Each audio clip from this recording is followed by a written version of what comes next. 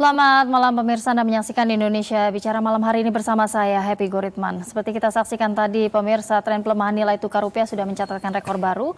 Hari ini rupiah sempat menembus level 18.015 rupiah per dolar Amerika Serikat. Angka ini bukan hanya menjadi catatan ekonomi tetapi juga menjadi level psikologis kita, sehingga juga memunculkan pertanyaan besar di tengah masyarakat, apakah ekonomi Indonesia sedang baik-baik saja? Inilah yang akan dibahas di Indonesia Bicara malam hari ini. Menjaga rupiah, menjaga kedaulatan ekonomi. Di studio sudah hadir Direktur Ekonomi Selyos, Mas Nailul Huda. Selamat malam, Mas Huda. Malam, Mbak Epi. Terima kasih Mas Huda sudah hadir di studio TVRI pada malam hari ini. Dan juga kita terhubung secara daring dengan tenaga ahli utama Badan Komunikasi Pemerintah Republik Indonesia, Mas Fitra Faisal. Selamat malam, Mas Fitra. Selamat malam, Mbak Epi. Terima kasih Mas Fitra juga sudah bergabung bersama kami di Indonesia Bicara malam hari ini. Sebelum ke Mas Fitra, saya ingin ke Mas Huda terlebih dahulu. Mas Huda, publik melihat hari ini angkanya sempat menembus 18.000 rupiah per dolar Amerika Serikat. Kemudian bahkan di media sosial kalau kita pantau, masyarakat ini khawatir dan itu adalah respons yang wajar. Nah, kalau kita lihat sebenarnya faktor terbesar yang menekan rupiah hari ini sampai mencetak rekor baru itu apa? Ya, tentu faktornya banyak ya, dan itu mungkin secara signifikansi itu bisa kita lihat dari sisi bagaimana tarik-menarik dolar ini terkait dengan negara lain. Kalau kita lihat sebenarnya di US ya, US untuk yang yieldnya sendiri, treasury-nya itu sendiri sekarang juga tengah meningkat. Dan kalau kita lihat sebenarnya dalam beberapa tahun terakhir itu juga Bank of Japan sebenarnya itu juga sudah keluar dari zona negatif interest rate, artinya dia sudah positif, dan ketika dia positif artinya itu juga menarik dolar untuk menuju ke Jepang juga. Dan kalau kita lihat sebenarnya di sini letaknya bagaimana Indonesia ini, kalau boleh kita bilang, bagaimana menjaga kapital ini jangan sampai keluar atau terjadi capital outflow. Nah, ini yang terjadi di luar. Nah, di dalam juga sama. Di dalam kalau kita lihat sebenarnya apa sih yang menyebabkan investor itu lebih tertarik untuk menaruh uangnya di luar dibandingkan di Indonesia, misalkan di Jepang ataupun di US. Nah, selain karena suku bunganya, itu juga terkait dengan persepsi. Dan kita tahu di Januari, kemudian di beberapa awal tahun lah ya, awal tahun ini ada beberapa laporan dari lembaga rating itu menyebutkan ya di Indonesia ini terkait dengan pengelolaan fiskal itu bisa menjadi mara bahaya. Ketika kalau kita bilang ada dengan defisit ya, defisit yang membengkak di tahun lalu, kemudian di awal tahun ini juga sama terjadi juga pembengkakan defisit, maka yang dikhawatirkan oleh investor adalah bagaimana Indonesia ini bisa mengelola fiskal dengan prudent. Inilah yang dilihat sebenarnya. Nah, ketika lembaga rating itu dia memberikan nilai yang buruk ya, nilai yang buruk terhadap pengelolaan fiskal kita, maka ini yang dibaca sama investor. Nah, ketika investor membaca ini, kemudian mereka melihat, oh saya lebih baik naruh uangnya di Jepang, di US dan sebagainya daripada dibandingkan dengan di Indonesia. Makanya banyak terjadi capital outflow.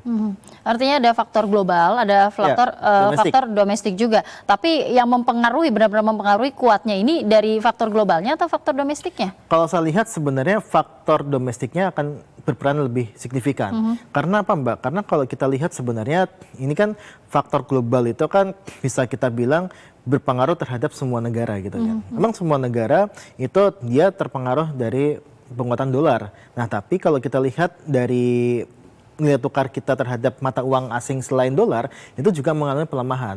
Artinya di sini selain ya saya nggak mau naruh di Indonesia, saya lebih baik naruh di Malaysia ataupun Singapura kan. Makanya kalau kita lihat nilai tukar kita ke dolar Singapura itu juga melemah. Kalau awal tahun kita masih di 13.000, bahkan akhir tahun kemarin masih under 13.000 ya untuk $1 Singapura, itu sekarang sudah ada di angka 14.000. Makanya ini boleh kita bilang faktor yang paling cukup berpengaruh itu di sisi domestiknya, bahwa dari sisi pengelolaan fiskalnya nggak prudent, akhirnya menimbulkan persepsi bahwa ya kalau saya naruh uang di Indonesia, maka ada resiko-resiko yang cukup tinggi. Makanya banyak investor yang dalam tanda kutip itu kabur ke luar gitu.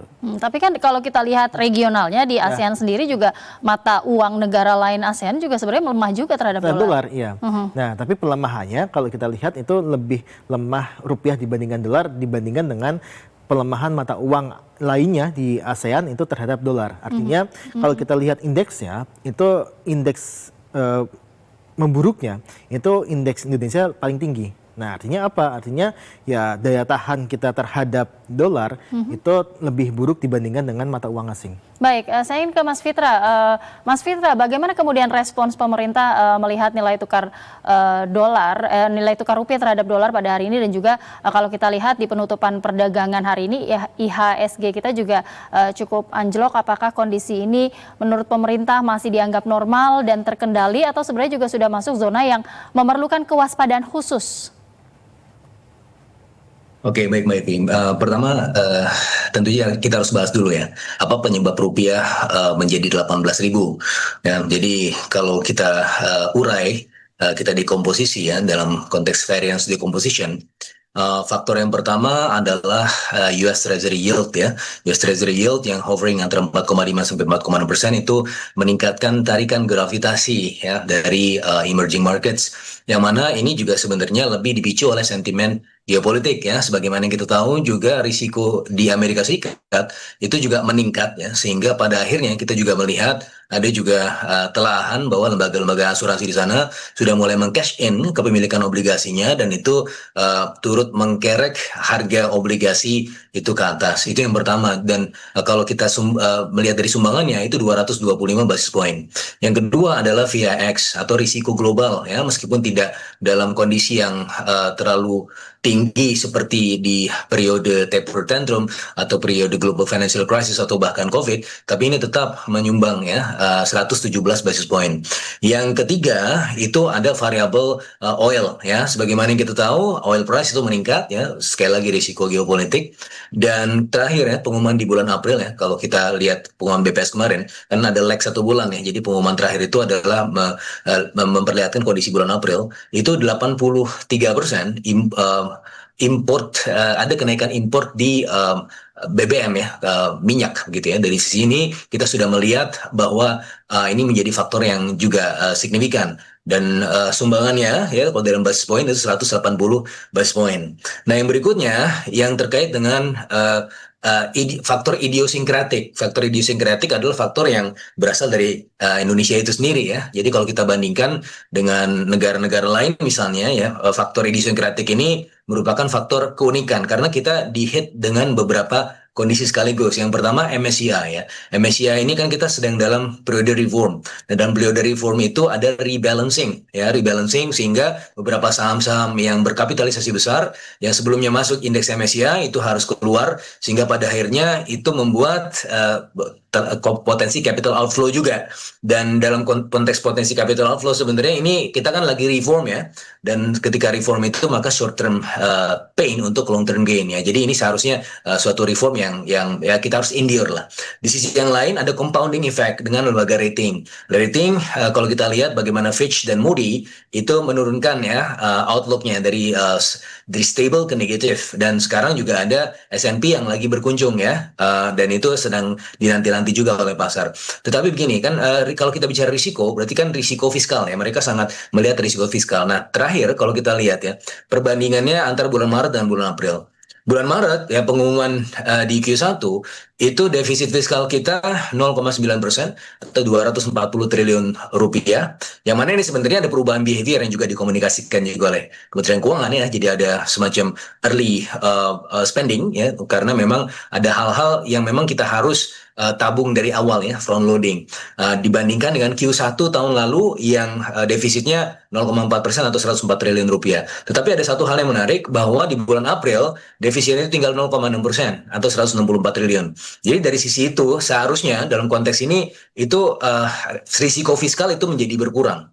Nah, kenapa ya, terakhir juga dari pengumuman ya itu kan ada penerimaan 918 triliun as opposed to belanja yang tetap tinggi tetapi 1082 triliun, kalau dibandingkan defisitnya malah 164 triliun.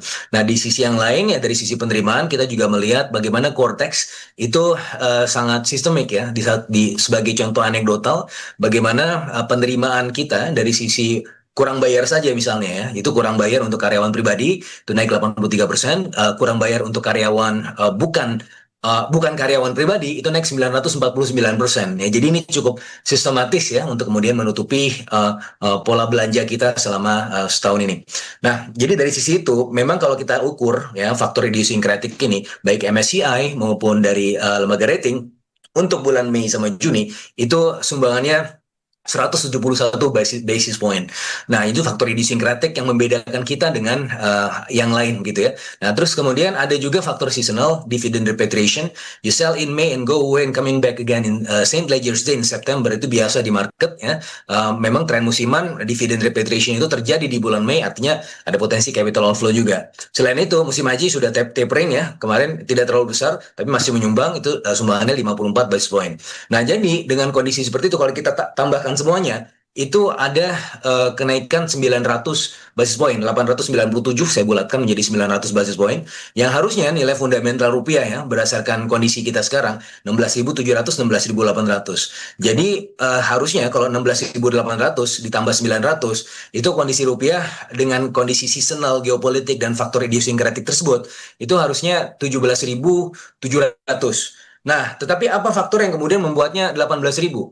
Jadi ada faktor yang disebut sebagai faktor uh, ini ya, faktor ketakutan ya. Jadi faktor spiral. Ketika dia sudah meningkat terus dan orang-orang tidak tahu penyebabnya apa atau bahkan ketakutan ini mau sampai level yang mana, padahal secara teknis itu harusnya di bulan Juni dan Juli sudah mulai pudar begitu ya. Tetapi ketika emak-emak kemudian ketakutan dan banyak orang juga yang tidak paham kemudian melihat, oh oke, ini jadi sebaiknya kita pegang dolar aja, dan itu yang kemudian membuatnya overshoot 300 sampai 400 basis point ya. Kalau kita tadi bicara 17.700, 17.600, 17.700, overshoot 300 basis point itu adalah karena faktor sentimen yang tidak terkendali. Nah, salah satu hal yang saya perhatikan ya dalam periode 2 hari terakhir ya, yang membuat kita kan tembus 18.000 ya, itu ada hoax-hoax yang beredar. Nah, hoax-hoax yang beredar yang pertama ya, dari sisi S&P. S&P itu katanya kita di downgrade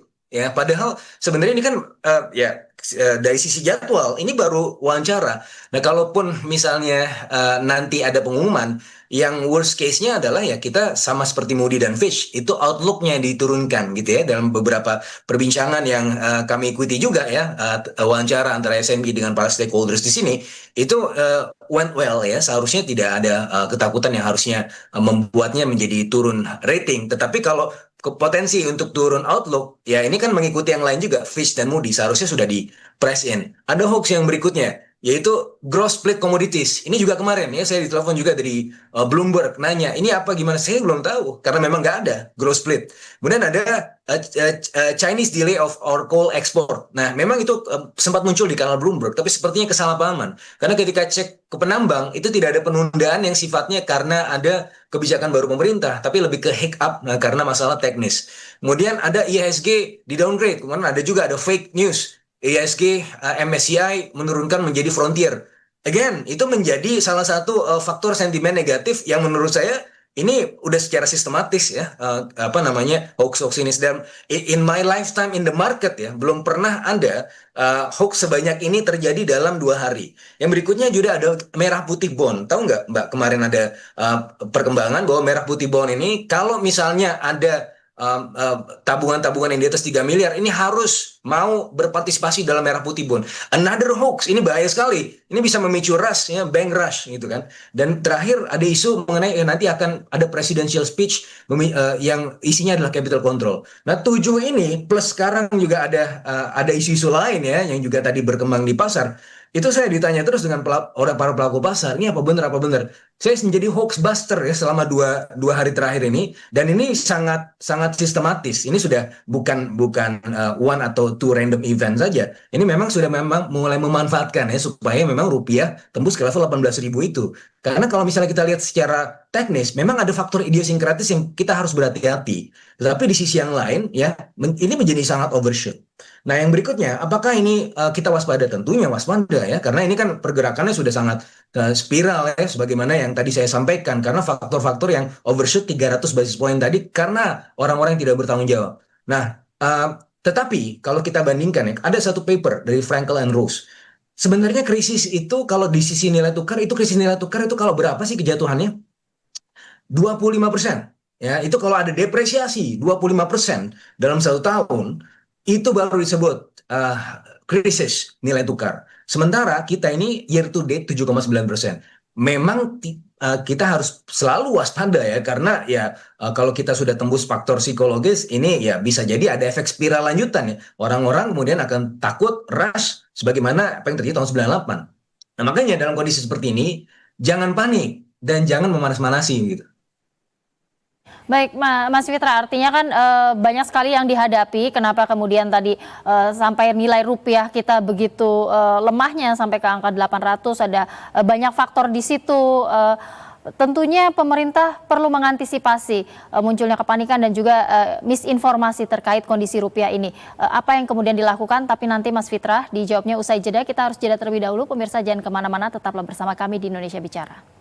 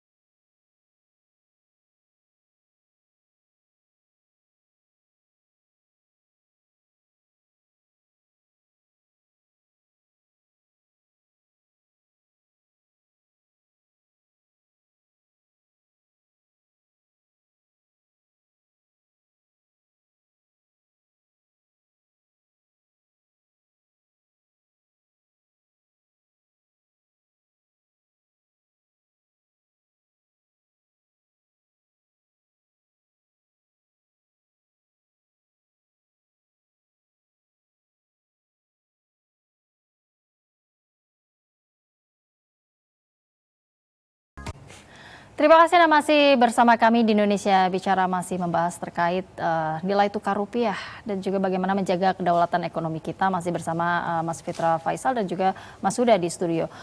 Mas Huda, tadi Mas Fitra sempat menyampaikan, menjelaskan juga faktor dari melemahnya rupiah kita sampai ke angka 18.000 itu adalah juga karena adanya faktor ketakutan, kemudian juga ada sentimen yang tidak terkendali, bahkan tadi juga ada hoax-hoax yang begitu masifnya yang beredar di beberapa hari ini yang kemudian ternyata juga mempengaruhi dari nilai tukar rupiah. Nah, ketika kemudian hari ini publik, masyarakat, bahkan di teman-teman saya sendiri juga ketika kita mendengar bahwa nilai rupiah begitu lemah, banyak orang yang kemudian teringat kembali pada kondisi ekonomi tahun 1998. Nah, apakah kemudian perbandingan itu relevan?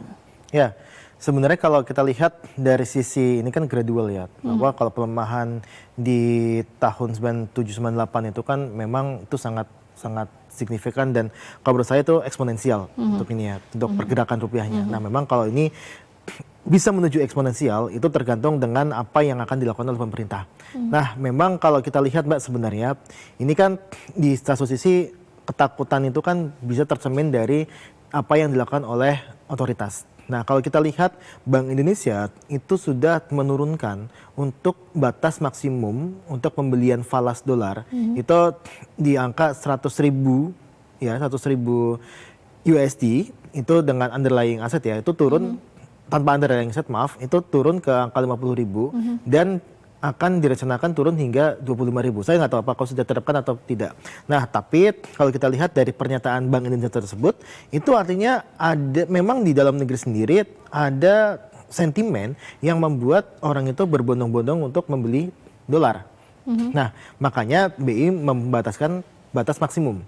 Nah, inilah yang terjadi sebenarnya. Nah, kenapa dari sisi dalam negeri sendiri itu bisa memicu adanya ya tadi pembelian dolar yang untuk spekulasi dan sebagainya. Tapi kalau saya seperti ini, bahwa sifat alamiah masyarakat, terutama yang dia mempunyai uang ya, itu adalah mereka melindungi aset mereka. Nah makanya ketika rupiah ini dipandang sebagai mata uang yang tidak berdaya saing, maka mereka akan menukarkan uangnya ke dalam mata uang asing. Dalam ini dolar kasusnya. Nah makanya ini yang menyebabkan pelemahan rupiah itu terjadi. Jadi dalam negeri sendiri pun sebenarnya kita menghadapi masalah yang serupa. Nah, tadi menyambung juga sebenarnya bahwa di sini juga ada sentimen-sentimen yang memang itu menyebabkan ada capital outflow ataupun modal itu keluar. Tadi sebutkan misalkan dari Fitch, Moody's dan sebagainya, bahkan S&P juga dalam beberapa waktu terakhir kemarin juga udah ketemu sama pemerintah kita katanya di US gitu ya. Nah itu pun sebenarnya juga mengisyaratkan bahwa pengelolaan fiskal kita nampaknya kurang baik-baik saja nih. Makanya banyak yang dia menukarkan rupiahnya kepada dolar. Baik Mas Huda, tahan dulu. Kita harus segera menuju ke Kementerian Sekretariat Negara. Kita akan menyimak ada konferensi pers yang sedang disampaikan saat ini oleh Menteri Sekretariat Negara. Silakan. Kemudian terjadi lagi hal-hal yang sebetulnya tidak kita harapkan. Di satu sisi kami juga pemerintah dalam hal ini menghormati proses hukum.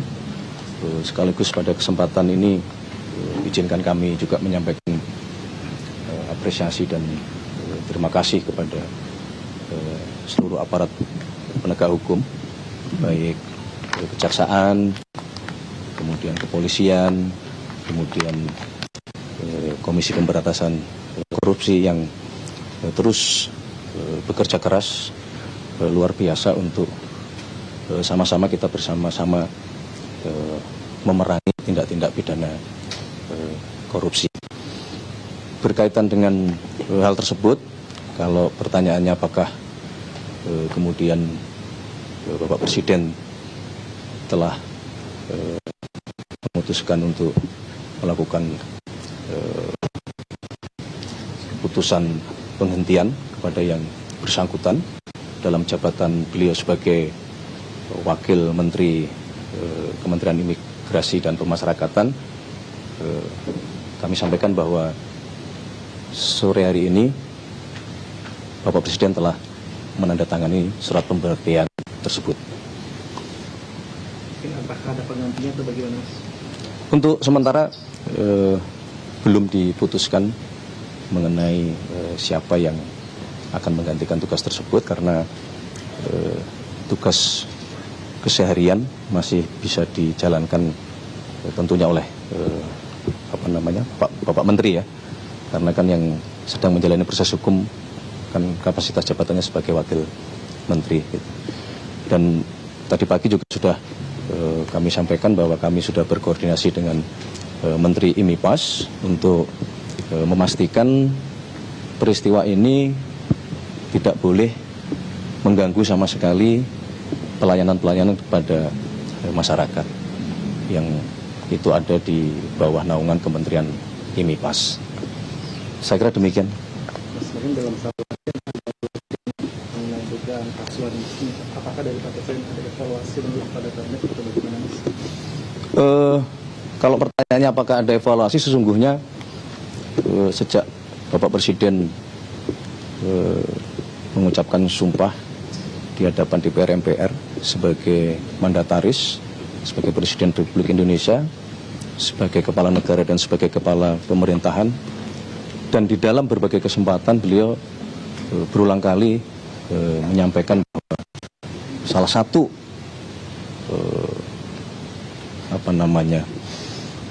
yang harus kita pastikan semuanya adalah kita harus perang melawan korupsi. Dan di dalam berbagai kesempatan beliau selalu menyampaikan bahwa mari kita semua menyadari hal tersebut, membenahi institusi kita masing-masing, diri kita masing-masing. Itulah yang makna selama ini beliau selalu mengingatkan kepada kita semua. Nah, artinya ya kenapa kemudian kita cukup prihatin karena dalam 2 hari ini ada 2 bersamaan dengan tindak pidana korupsi. Untuk Belanda, Rupiah semakin melemah dan ini inflasi juga masih gonjang lagi gitu Mas. Apa yang akan dilakukan oleh pemerintah? Apakah sampai mengevaluasi menteri atau seperti apa Mas?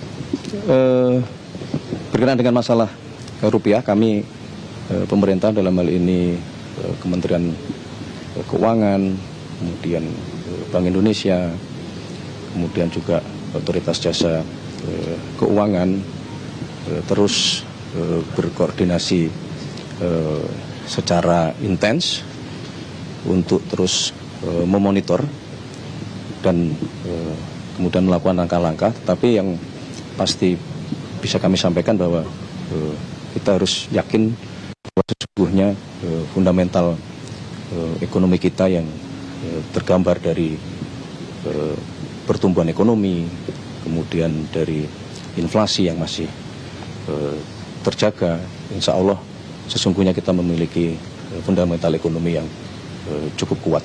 terkait dengan agenda Presiden di Denantara, Mas, tadi siang mau dilihat apa Mas Denantara itu apa sih Mas yang dibahas? Ya, sebetulnya apa namanya? Secara rutin Bapak Presiden kan terutama dengan Danantara ya, dengan Danantara sebagai sovereign wealth fund kita yang menjalankan program-program prioritas, termasuk hilirisasi dan industrialisasi. Secara rutin beliau memang sering berkunjung ke Danantara.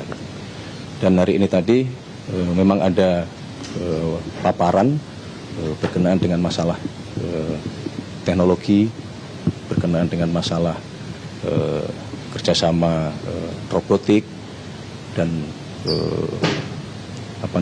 bagaimana kerjasama pendidikan terutama STEM dalam rangka kita mempercepat penguasaan teknologi yang kita perlukan untuk kepentingan bangsa kita. Cukup demikian. Soal pelantikan menarik kapan Pak? Pelantikannya. Baik, berkenaan dengan masalah pelantikan, kami agendakan di minggu depan, karena kita semua berpikir bahwa beliau dalam hari-hari pertama itu supaya fokus terlebih dahulu untuk melakukan proses perbaikan-perbaikan di Badan Gizi Nasional kita. Kalau secara administratif, hukum, beliau bertiga sudah sah menjadi pimpinan Badan Gizi Nasional semenjak keputusan Presiden ditetapkan. Jadi pertimbangan guna jadi kepala BIN berapa? Yang pertama, beliau kan sudah beberapa saat terakhir, beberapa bulan mengemban amanah sebagai wakil kepala Badan Gizi Nasional, sehingga kita meyakini beliau sudah cukup waktu untuk memahami seluruh proses atau kegiatan yang berjalan di Badan Gizi Nasional. Yang kedua, dalam evaluasi dan monitoring, beliau salah satu yang cukup, kalau boleh dibilang, sangat strict, sangat tegas terhadap yang kemarin kami sampaikan, kedisiplinan di dalam menjalankan SOP, kedisiplinan di dalam menjalankan manajemen di Badan Gizi Nasional, kedisiplinan juga di dalam menjaga kualitas makanan yang kita sajikan kepada seluruh penerima manfaat. Jadi itu beberapa dasar pertimbangan untuk kita minta ke beliau, yang kemudian dibantu oleh dua wakil yang baru untuk sesegera mungkin melakukan perbaikan-perbaikan dan pembenahan-pembenahan. Oke, Pak Mensesnek, untuk meluruskan informasi terkait dengan rencana dan reshuffle dari Bapak Presiden, apakah sejauh ini ada rencana Pak untuk meluruskan dan konfirmasi saja? Reshuffle? Belum ada reshuffle. Oke, terima kasih ya. Terima kasih ya. Pengunduran diri sosial media, katanya ada polemik. Oh, dari mana itu? Di media sosial udah ada. Nggak ada. Kemarin. Saya kira tadi sore juga sudah disampaikan oleh beliau juga kan. Tidak ada rencana pergantian. Justru yang sekarang kita perlukan adalah saling koordinasi yang erat, yang intens antara Kementerian Keuangan, Bank Indonesia, Otoritas Jasa Keuangan, dan tentu di bawah koordinasi Kemenko Ekonomi gitu. Jadi nggak ada rencana itu, belum ada rencana itu. Baik, terima kasih teman-teman semuanya, terima kasih. Terima kasih. Selamat malam, terima kasih. Selamat malam, Mas. Boleh, Mas. Kita simak keterangan pers yang disampaikan Menteri Sekretaris Negara Prasetyo Hadi langsung dari Istana Kepresidenan Jakarta. Ada beberapa hal yang disampaikan tadi, diantaranya ada penegakan hukum, ya pemerintah merespons penegakan hukum beberapa hari terakhir terkait dengan kasus korupsi. Kemudian juga tadi Mensesnek Prasetyo Hadi sempat mengomentari terkait pelemahan rupiah yang terjadi pada hari ini, di mana pemerintah, yakni Kementerian Keuangan, Bank Indonesia ini terus berkoordinasi secara intens untuk terus memonitor dan juga melakukan langkah-langkah yang tepat tentunya untuk merespons pelemahan nilai tukar rupiah ini. Tetapi tadi juga Mensesnek menarik sekali meyakinkan bahwa kondisi fundamental ekonomi cukup kuat. Saya ingin langsung ke Mas Fitra. Mas Fitra, seringkali pelemahan rupiah langsung dikaitkan dengan melemahnya ekonomi nasional kita, masyarakat pun kemudian khawatir karena melihat dampaknya sudah ada sekarang, beberapa harga kebutuhan pokok juga sudah mulai naik karena juga ketergantungan impor kita yang cukup tinggi. Bagaimana kemudian pemerintah menjelaskan kepada masyarakat bahwa situasi ini berbeda dengan krisis masa lalu, bahwa kondisi fundamental ekonomi kita saat ini sangat kuat? Mohon izin, belum dibuka audionya Mas Fitra, kami belum bisa mendengar suara Mas Fitra. Ya, baik, terima kasih, silakan. 1, 2, 3. Halo, bisa ya? Silakan, ya? Silakan Mas Fitra. Oke, ya kalau kita bandingkan dengan tahun 98, pertama kita lihat dari cadangan devisa ya. Cadangan devisa kita itu kurang lebih 10 sampai 12 billion US dollar dibandingkan sekarang 146 billion US dollar. Kemudian kita juga bandingkan ya, pada saat itu terutama di perbankan itu ada currency mismatch. Jadi ada bagaimana proyek-proyek dijalankan dalam bentuk rupiah, tetapi di sisi yang lain sebenarnya loan-nya itu juga dibuat dalam US dollar, sehingga ada currency mismatch tersebut tanpa ada hedging. Nah, ini juga yang kemudian menyebabkan terjadinya krisis tersebut ya, karena ada efek amplifikasi juga dari nilai tukar yang terlalu ekstrim ya pergerakannya, sehingga meningkatkan ya potensi non performing loan yang pada saat itu cukup signifikan ya. Nah, kalau kita bandingkan dengan posisi sekarang, posisi cadangan devisa kita 146 billion US dollar. Meskipun tentunya ini juga tetap dalam kewaspadaan ya, karena dalam beberapa bulan terakhir ya kita sempat mencapai posisi 154 billion US dollar. Nah, ini kemudian sebenarnya menunjukkan juga bahwa Bank Indonesia dalam hal ini sudah melakukan segala cara juga ya. Meskipun saya pemerintah, tapi kita juga melihat ya data-data dari Bank Indonesia, mereka sudah all out ya untuk melakukan usaha-usaha untuk antisipasi juga gitu kan. Dan di sisi yang lain kita juga bisa bandingkan dengan tahun 2022 misalnya, dengan kondisi yang mungkin berbeda, tetapi di situ kita juga sempat mengalami tekanan ya di Rusia dan Ukraina, ada konflik di bulan Februari, bahkan dari bulan Januari The Fed sudah menaikkan suku bunga beberapa kali, dan dari periode yang sebelumnya itu ada ultra ekspansif ya, Amerika Serikat menjadi tiba-tiba ekstrim sangat ketat, itu kemudian menimbulkan shock ya, shock wave ke seluruh dunia. Indonesia juga terdampak, tapi pada saat itu kita bisa bertahan ya, untuk kemudian dalam kondisi nilai tukar yang juga tertekan, dalam kondisi juga oil price yang juga sempat menyentuh 120 US dollar per barrel dalam beberapa bulan. Tetapi waktu itu kita masih bisa bertahan sampai bulan September, baru kemudian menaikkan suku bunga ya. Dan dari sisi itu polanya agak mirip ya. Di tahun yang 2022 bahkan posisi cadangan devisa kita bahkan jauh lebih rendah lagi ya. Dari awalnya 145 billion US dollar itu kemudian dilakukan intervensi sehingga ada penggunaan cadangan devisa yang juga cukup signifikan. Tapi posisi kita sekarang dengan 146 billion US dollar itu relatif lebih ample, meskipun ini tentu ada kewaspadaan juga ya, karena terakhir kalau dalam kondisi trade balance kita meskipun masih surplus, tapi surplusnya itu sudah lebih tipis dibandingkan sebelumnya. Cuma saya sebagai ekonom juga bisa melihatnya dengan kondisi dinamika dari ekspor dan impor. Yang menariknya ekspor kita kemarin, kalau kita melihat ya posisinya di bulan April itu justru meningkat 21% ya secara year on year. Ini signifikan sekali. Kenapa? Karena kita ternyata yang masih bisa memasuki pasar dari Amerika Serikat, pasar Jepang, pasar China ya, bahkan di pasar Australia kalau tidak salah itu naik 65% growth-nya, pasar Amerika itu 38% ya, dan itu turut mengkerek peningkatan ekspor kita ya selama bulan April kemarin. Nah, di sisi yang lain ya,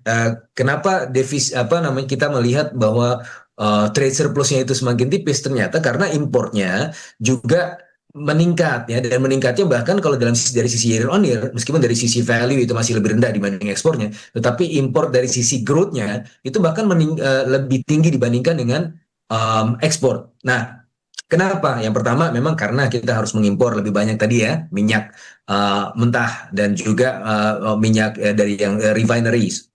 Itu yang pertama, ya memang itu cukup signifikan. Tetapi di sisi yang lain, kalau kita lihat dari sisi non-migas untuk petrochemicals ya, kalau kita lihat ada produk minyak dan turunannya, nafta itu di sisi yang lain. Tapi petrochemicals itu juga meningkat. Petrochemicals itu kalau kita lihat aktivitas di Cilegon, Mbak, Chandra Asri, Lotte dan seterusnya, itu mereka masih terus melakukan ekspansi ya. Kemarin ketika kita cek, nah, artinya dalam kondisi seperti ini sebenarnya fondasi kita cukup kuat ya, meskipun kalau kita bilang sangat kuat ya enggak, itu terlalu jumawa lah ya. Kalau kita bilang kuat ya cukup kuat lah, karena dalam kondisi-kondisi seperti ini dari kuartal 1 performanya cukup oke, pertumbuhan ekonomi dan juga kinerja dari industri manufaktur masih di atas 5% ya, 5,05%.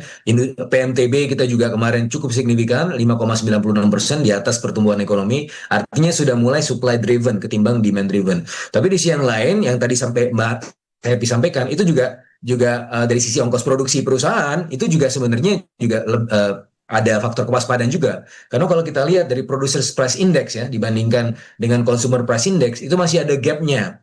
Nah, kemarin pengumuman inflasi sudah kelihatan mekanisme transmisinya. Kalau sebelumnya ya di posisi yang sebulan yang lalu bahkan ya. Jadi kalau di ini bulan Juni itu posisinya di bulan April itu gapnya kalau kita lihat dari Producers Price Index 3,8%, sementara inflasinya itu 2,4%. Nah, sementara di posisinya di bulan Mei, artinya bulan yang lalu, itu sudah mulai kelihatan transmisinya ke level inflasi dari sisi konsumen. Nah, karena apa? Karena produsen ini kita lihat juga mereka tidak mampu untuk menyerap semua kenaikan ongkos produksinya. Mereka kan punya daya tahannya yang berbeda-beda, terutama untuk industri kecil ya, mereka suka tidak suka ya harus kemudian menaikkan harga juga. Nah, ketika menaikkan harga sebenarnya mereka juga khawatir bahwa demand-nya akan anjlok.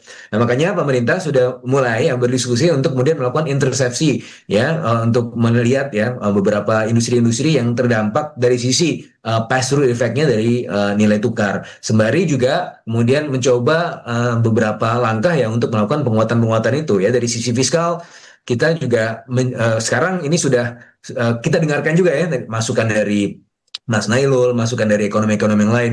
Ini harus ada efisiensi dari sisi fiskal dan kita lakukan gitu ya. Tadi kan juga disampaikan oleh Mas Pras ya, Mensesnek, bahwa ada penegakan hukum ya, penegakan hukum dalam konteks ini konsep institusional, bahwa ada control of corruption ya, government effectiveness, political stability, voice and accountability, rule of law dan regulatory quality. Ini semua patron dari World Governance Indicator. Kita sudah laksanakan juga ya dalam kondisi ini. Kita menindak tegas ya beberapa pelaku-pelaku yang ya tidak peduli itu dekat dengan presiden atau tidak gitu ya. Yang penting kalau salah ya dihukum. Yang kedua yang juga menarik, yang juga menjadi bagian dari resonansi permintaan atau aspirasi dari para ekonom. Ya coba dong dilihat dong program-program yang masih bisa dikurangi, masih bisa dilakukan efisiensi. Nah, Bu Nani sebagai kepala BGN yang baru, ketika diminta pernyataan awalnya, beliau kan sudah menyatakan komitmen bahwa yang dilakukan BGN di periode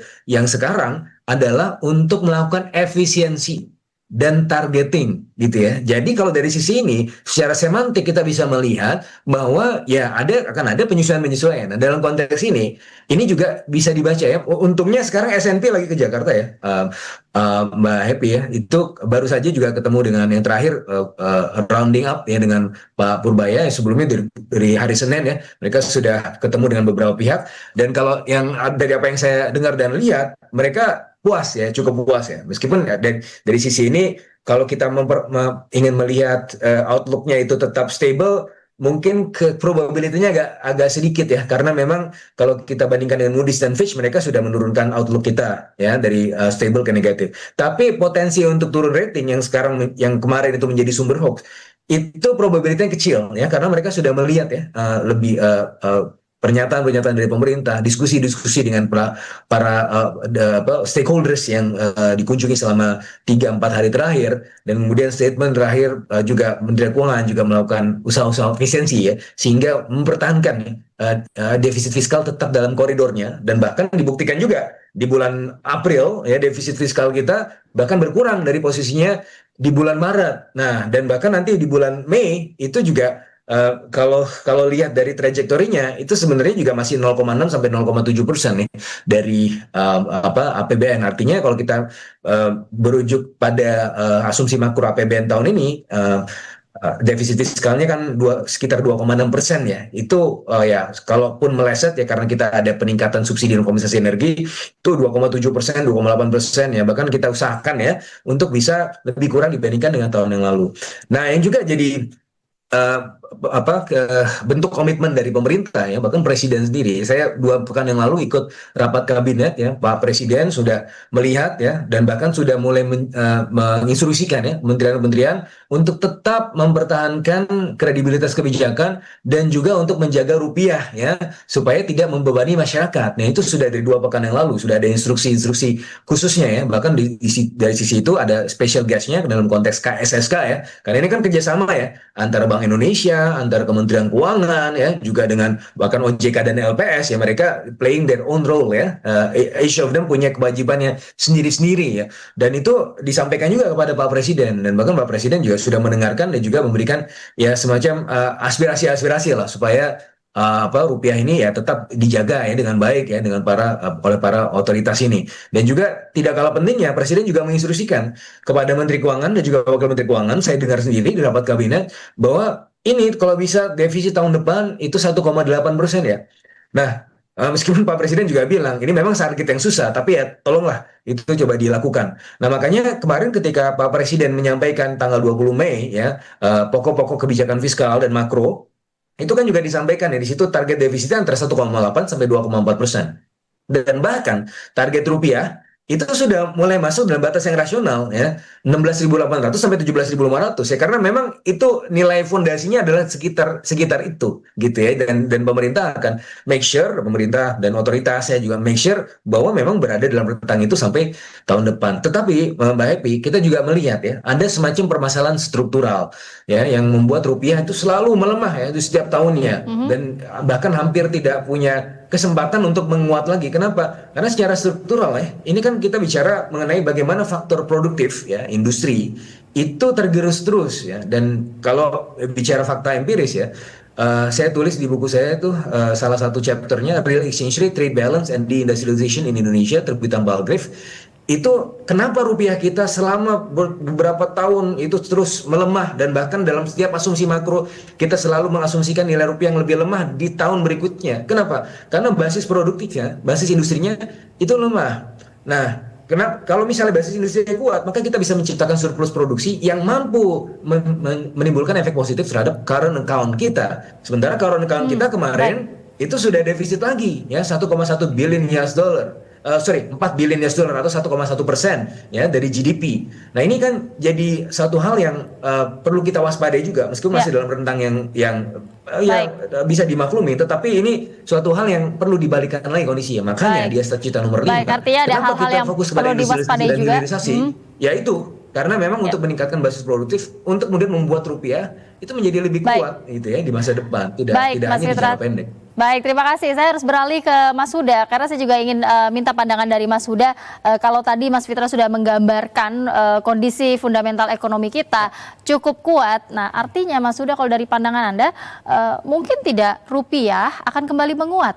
Karena kalau kita lihat dari track recordnya di beberapa hari ini dari 17.000 di Maret sampai sekarang akhirnya sampai ke 18.000 tidak pernah dia kemudian menguat signifikan begitu, selalu melemah. Ini kalau Anda melihatnya akan seperti apa rupiah kita? Yang pertama gini Mbak, bahwa fundamental ekonomi yang diklaim kuat itu kita harus juga uji juga.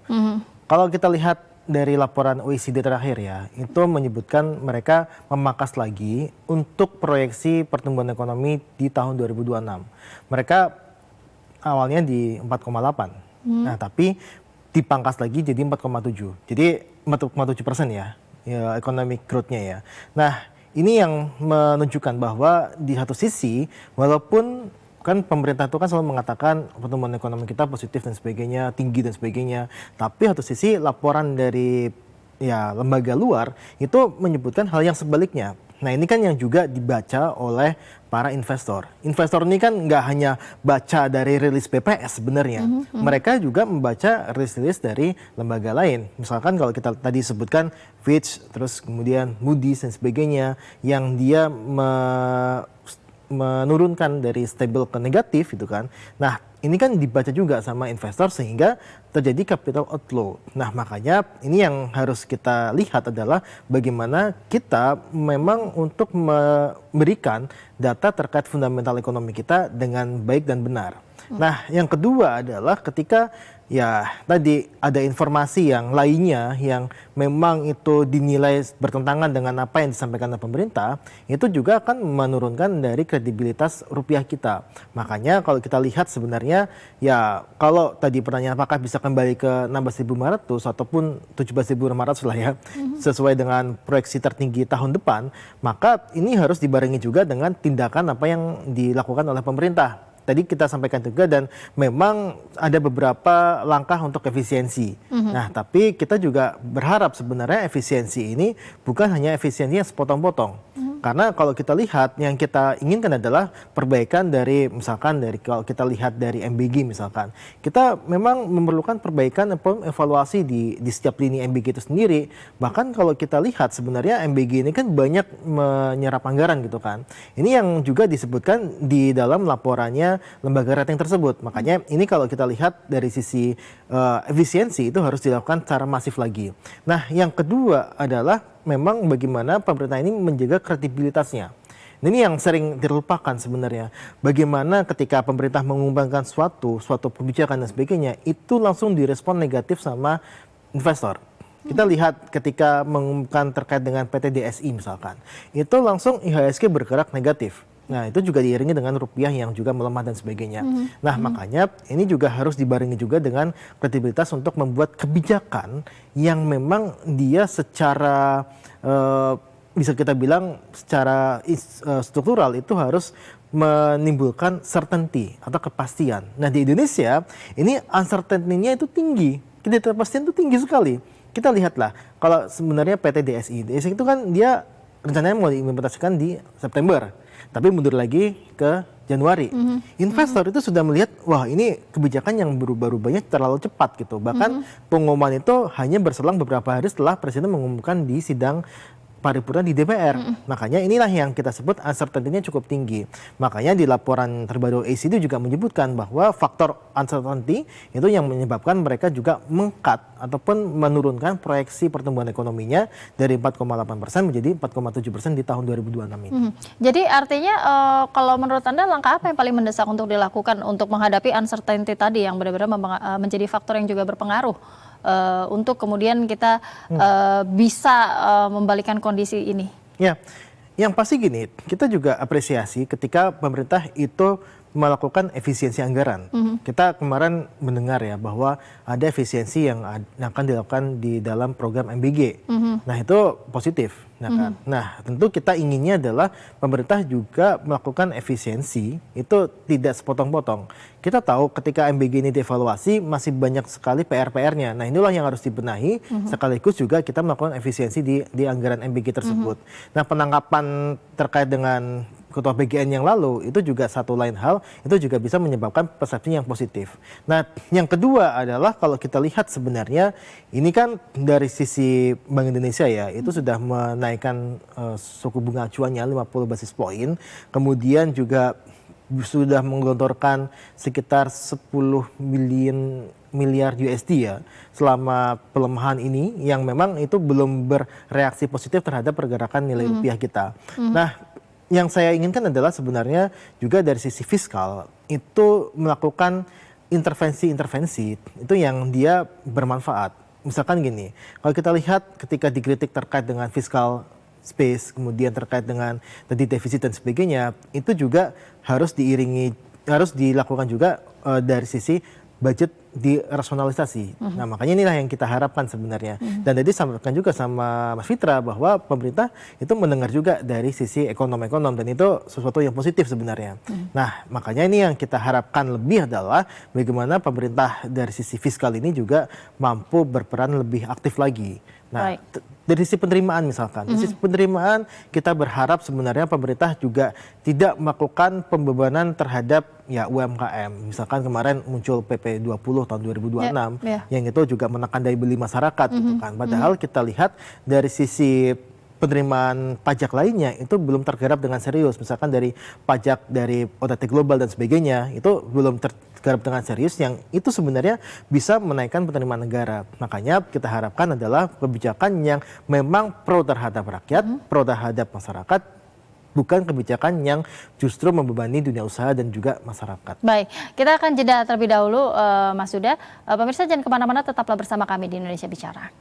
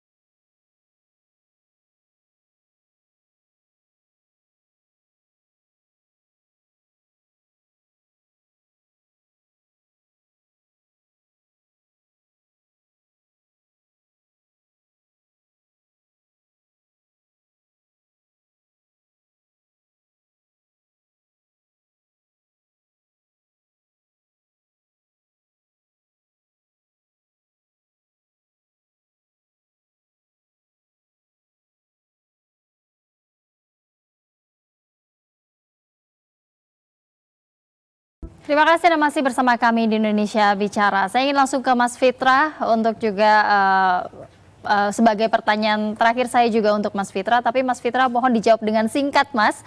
Apa pesan pemerintah kepada pelaku usaha yang sampai sekarang masih khawatir terhadap dampak pelemahan rupiah terhadap biaya produksi dan investasi, serta juga pesan pemerintah kepada masyarakat yang juga sedang menghadapi dampak akibat dinamika ekonomi global saat ini? Silakan singkat saja Mas. Ya, sebelumnya saya harus jawab dari Mas Nelur juga tadi ya, melempar beberapa hal yang saya kira perlu ditanggapi ya.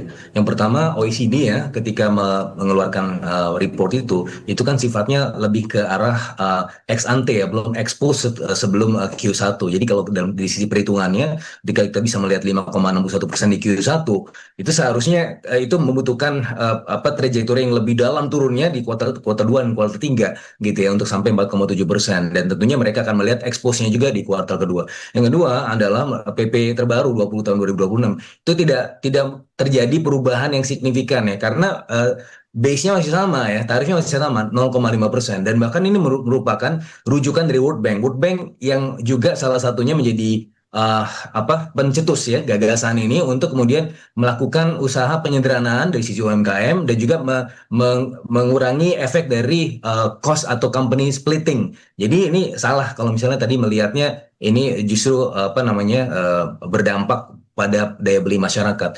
Yang ketiga adalah kalau kita melihatnya dari sisi apa yang harus dilakukan, pemerintah itu harus melakukan apa gitu. Tadi pertanyaannya di tengah situasi yang sekarang yang sedang menekan dan seterusnya, sebenarnya tadi sudah saya sampaikan juga bahwa apa yang pemerintah lakukan adalah sudah mulai mengidentifikasi, mengintersepsi ya bagaimana penaikan ongkos produksi ya, terutama dari sisi produsen itu menjadi perhatian khusus ya, sehingga ini mudah-mudahan tidak akan ada translasi secara signifikan ke masyarakat. Yang kedua adalah melalui model-model risk absorber ya, dari sisi fiskal kita juga sudah menjamin bahwa tidak akan ada kenaikan harga ya untuk BBM bersubsidi sampai akhir tahun ya di tengah dinamika seperti ini. Jadi ya no worries masyarakat. Baik, terima kasih Mas Fitra, Mas Huda juga apa pekerjaan rumah terbesar ekonomi Indonesia supaya tidak selalu rentan terhadap penguatan dolar Amerika Serikat dan juga bagaimana publik harus merespons kondisi seperti ini? Iya, yang pasti adalah pemerintah harus memberikan suatu kebijakan yang dia tidak menimbulkan ketidakpastian. Banyak sekali kebijakan-kebijakan yang itu berubahnya sangat cepat sekali. Maka ini dapat mempengaruhi dari sisi sektorial. Nah, yang kedua adalah kalau kita lihat sebenarnya ini pemerintah juga harus mulai untuk memperhitungkan bagaimana budgeting, kemudian bagaimana mereka menyusun anggaran. Di saat pemerintah itu menganggarkan untuk program prioritas itu sangat besar. Makanya kita berharap defisit untuk defisit budget ya, itu tidak boleh melebihi dari batas yang ditentukan terhadap GDP, 3% terhadap GDP. Makanya kita berharap ada refocusing, realokasi anggaran yang memang itu dari sisi penggunaannya yang biasanya itu dari yang dia sifatnya dari MBG misalkan atau dari KDMP dan sebagainya, itu dialihkan kepada sektor-sektor ataupun pengeluaran-pengeluaran yang dia sifatnya mampu mengakselerasi ekonomi dengan lebih baik, dan juga dia sifatnya untuk mendorong bagaimana masyarakat ini terbantu lagi. Nah, ini makanya yang kita harapkan adalah adanya refocusing anggaran yang lebih firm, yang memberikan lebih kepada fiscal space kita. Dan bagaimana masyarakat harus menyikapi, publik menyikapi situasi saat ini? Kalau saya pribadi sebenarnya publik itu sudah punya sense of survival. Jadi kalau memang ada keadaan yang seperti sekarang ini ya, itu juga sudah terrefleksikan sebenarnya dari sisi bagaimana pos untuk tabungan dari pendapatan kita itu juga meningkat untuk tabungan. Nah, kemudian ini juga terlihat dari sisi bagaimana masyarakat memandang ekspektasi ekonomi ke depan, itu juga sudah mulai negatif. Nah, tapi saya rasa sebenarnya masyarakat itu mempunyai survival mode sendiri. Itu yang saya lihat sebenarnya masyarakat sudah mulai ke arah sana dan bisa berdampak negatif terhadap ekonomi secara makro kita sebenarnya. Baik, terima kasih Mas Nailul Huda, Direktur Ekonomi Solios, dan juga terima kasih Mas Fitra Faisal, tenaga ahli utama Badan Komunikasi Pemerintah Republik Indonesia, sudah bergabung pada malam hari ini memberikan pandangan yang luar biasa di Indonesia Bicara untuk kita sama-sama bagaimana mengetahui apa saja langkah-langkah yang sudah dilakukan oleh pemerintah, mengapa kemudian rupiah melemah, dan tentunya kita berharap ini adalah kondisi yang sesaat. Kita tentunya berharap ini masa-masa yang bisa kita lewati bersama. Baik, terima kasih Bapak-Bapak sudah berbagi pandangan di malam hari ini, dan pemirsa, demikianlah Indonesia Bicara. Mewakili seluruh kerabat kerja yang bertugas, saya mengucapkan terima kasih atas perhatian Anda. Selamat malam dan sampai jumpa.